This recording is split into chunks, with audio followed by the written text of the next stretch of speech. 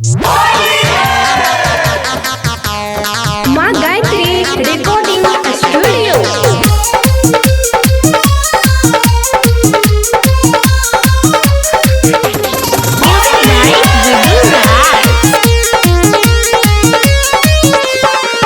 एक जिला मधुबनी रंग तहु जे कर घर छे पगली कोन सार के डर छे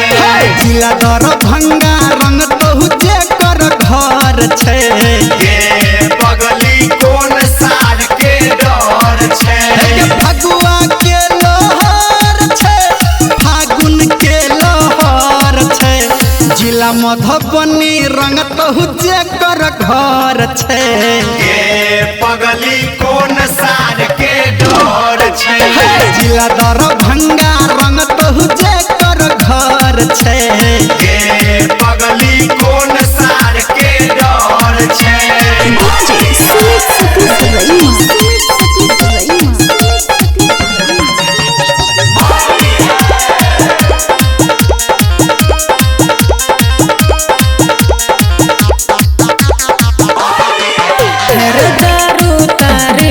के तू छोरा हो गल तू मतंग रे कोई छमो हो बाज नहीं हो डालै नहीं हमरा रंग रे आज तो होली छी केना रुकबो तेरे दारू तारी पी के छोरा हो गल तू मतंग रे कोई छमो हो बाज नहीं हो डालै नहीं हमरा रंग रे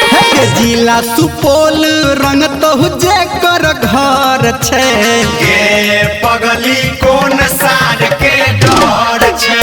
जिला सहरसा रंग तहु जे कर घर छे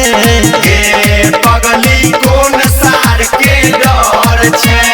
जिला मधुबनी रंग तहु जे कर घर छे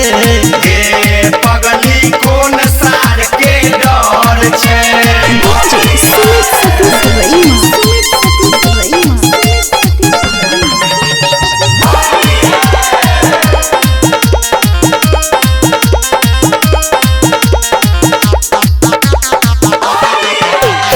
गजा भांग पी के तू छोरा पछ खाली मस्ती रे छी हसीना कहबो हो कोना करत तू जबरदस्ती रे छोड़ो ना हाय करह ना तेरे गजा भांग पी के तू छोरा पछ खाली मस्ती रे छी हसीना कहबो हो कोना करत तू जबरदस्ती रे जिला सीतामढ़ी रंग तहु जे कर घर छे पगली कोन सार के डर छे जिला समस्तीपुर